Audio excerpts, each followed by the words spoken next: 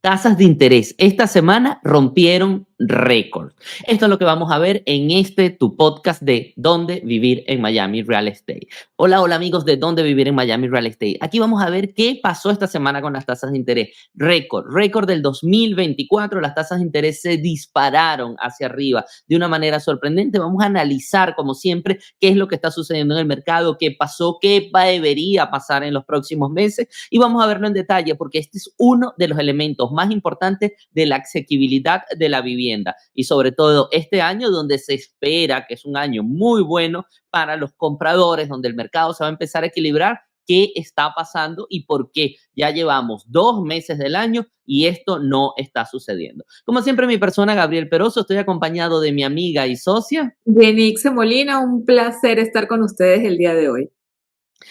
Jenny. Tasas de interés, vamos al grano, a compartir pantalla. Las tasas de interés cerraron en un récord de 7.14, 7.14. Realmente bien complicada la semana desde el punto de vista de la macroeconomía en los Estados Unidos. ¿Por qué? Se revelaron los dos índices de inflación del mes de enero y resulta que ambos llegaron más alto de lo que se esperaba. ¿Cuál fue el efecto en las tasas hipotecarias? El efecto en las tasas hipotecarias es que se prevé que la Fed vaya a seguir bastante fuerte en el 2024 y no vaya a bajar las tasas interbancarias. Si la Fed no baja tasas interbancarias, las tasas hipotecarias van a seguir altas. Aquí vemos 7.14 fue lo que cerró. Vemos cómo se comportó en la semana. Vamos a ver el análisis de la semana. Aquí vemos cómo justamente teníamos el día 5 de febrero, las tasas estaban 7.04, pero la semana pasada estuvieron bajando un poco, 6.98, habían cerrado el viernes en 6.98,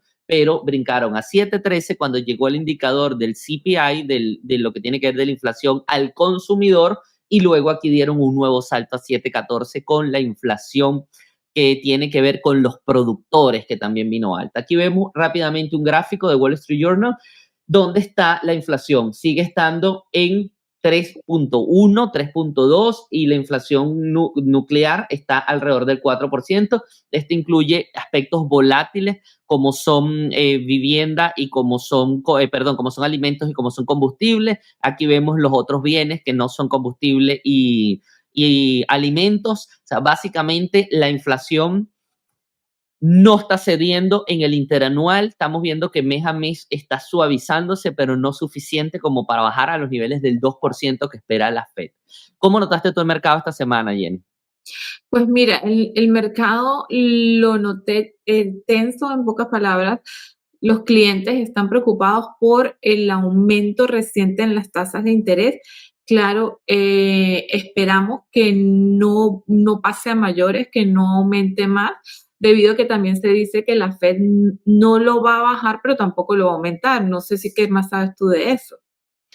Mira, es tan complicada la situación porque los economistas están en consenso de cierta manera, llegando a que la meta de la Fed del 2% no es alcanzable. Esta semana leí varios análisis en los cuales estudian precio de combustible, precio de vivienda, precio de alimentos. Y hay tantos factores influyendo, por ponerte un ejemplo, combustible está influenciado por las guerras, alimentos está influenciado por estacionalidad, está influenciado por la cosecha que vienen, por ejemplo, cereales que vienen de Europa, que vienen de Ucrania, donde no hay posibilidad de que vengan precios más bajos. Lo que está sucediendo con el transporte marítimo, que no ha cedido del todo lo que tiene que ver con el flete marítimo, hace que exista unos nuevos precios del mercado de transporte marítimo que no van a ceder. Entonces, hay tantos factores que indican que lo que se entendía como una inflación sana o una inflación neutral, que llamaban ellos, en el 2%, no se va a repetir después de la pandemia. La Fed en su discurso, y esto es lo que dicen todos los economistas, la Fed en su discurso sigue diciendo la palabra normalización. La Fed en su discurso sigue diciendo volver a lo que era antes de la pandemia. La Fed en su discurso viene diciendo niveles normales. Y resulta que, ¿qué pasa? Los economistas empiezan a decirse, pero ¿por qué estamos hablando que el 2019 era lo normal? No podemos entender que vino una pandemia que cortó la economía mundial, vino un post-pandemia y ahora tenemos una nueva normalidad. No debemos nosotros empezar a estudiar nuevamente esta post-pandemia y decir cuál es la nueva normalidad. ¿Será que es el 3% la tasa neutral de inflación? Entonces, eso lo mismo pasa con el sector vivienda. Incluso ellos se preguntan, ¿será que la revalorización de la vivienda ya lo normal no es que sea un 3, un 4%, sino es un 5, un 6? O sea, ¿quién indica qué es lo normal y qué es lo neutral? Entonces, creen que la Fed va a tener que empezar a decir, entendemos que el 3% ya es normal por la nueva situación mundial y la inflación neutral va a ser 2.53 y no 2 como se quiere. ¿Por qué? Porque ellos parten del punto de decir, si la Fed sigue de esta manera, va a llegar el 2025, el 2026 y ellos van a estar luchando por llegar al 2019. Entonces, ¿qué Claro. sentido tiene estar tú luchando con unos indicadores económicos de hace 6 años? ¿Por qué no te enfocas en la situación actual? Un mercado de empleo bien, un crecimiento del PIB de los Estados Unidos viendo más su producción interna y no viendo la importación.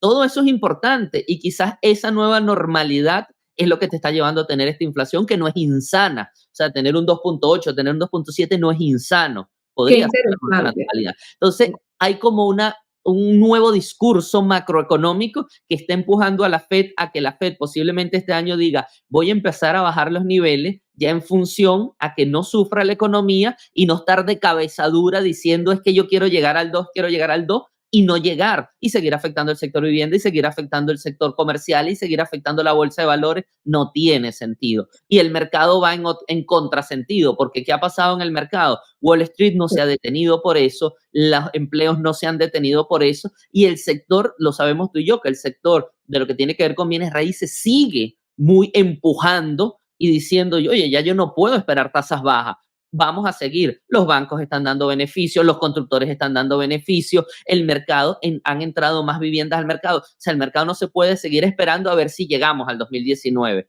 que estamos hablando que ya el 2019 fue hace 5 años, no estamos hablando que el 2019 fue el año pasado. Entonces, es ahí donde, ¿qué puede pasar, Jenny? Que la Fed entienda que hay una nueva normalidad. Mira, muy interesante análisis, realmente tiene todo el sentido. Sin embargo, nosotros estamos en unos intereses que han subido en la última semana, pero sabemos que los intereses del año pasado llegaron a un punto mucho más elevado.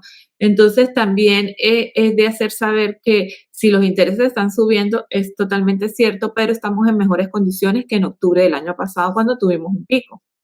Y estamos al promedio, al averaje de 1970. O sea, cuando nosotros analizamos los intereses del 70 al 2019, el average está en 7%. O sea, Ujú. nuestro promedio de todas esas 50, 60 años fue el 7%. O sea, no estamos sobre el averaje. Si te quedas viendo nuestro podcast para el día de mañana, que vamos a estar hablando del precio, vamos a analizar precio, vamos a analizar foreclosure, cómo están los foreclosures, porque siguen estando bajos. O sea, el mercado no está afectado. El mercado sigue ganando en valor y el mercado sigue ganando en salud, en estabilidad. Entonces, ves el podcast de la semana que viene y con gusto vas a entender un poco más no solo qué está pasando con las tasas de interés, sino ver lo que tiene que ver con precios y lo que tiene que ver con los foreclosures. ¿Algo más que quieras agregar para cerrar este podcast, Jenny? Mira, en nuestro interés siempre de hablar de tasas de interés es porque es lo que afecta directamente la asequibilidad de ustedes como consumidores.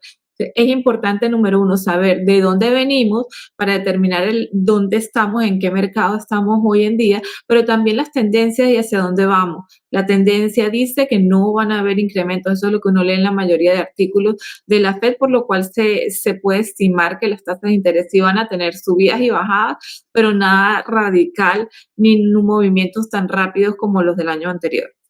Correctamente. Bueno, muchísimas gracias a todos los que nos ven. No dejes de darle like, de compartir, de comentar si sabes que alguien, que si tienes alguna duda, tienes nuestro WhatsApp, nuestro curso gratuito, puedes agendar una cita gratuita con nosotros. Todo eso está en los links debajo de este video. Muchísimas gracias a todos los que nos ven y ya sabes dónde vivir en Miami Real Estate. Transparencia total.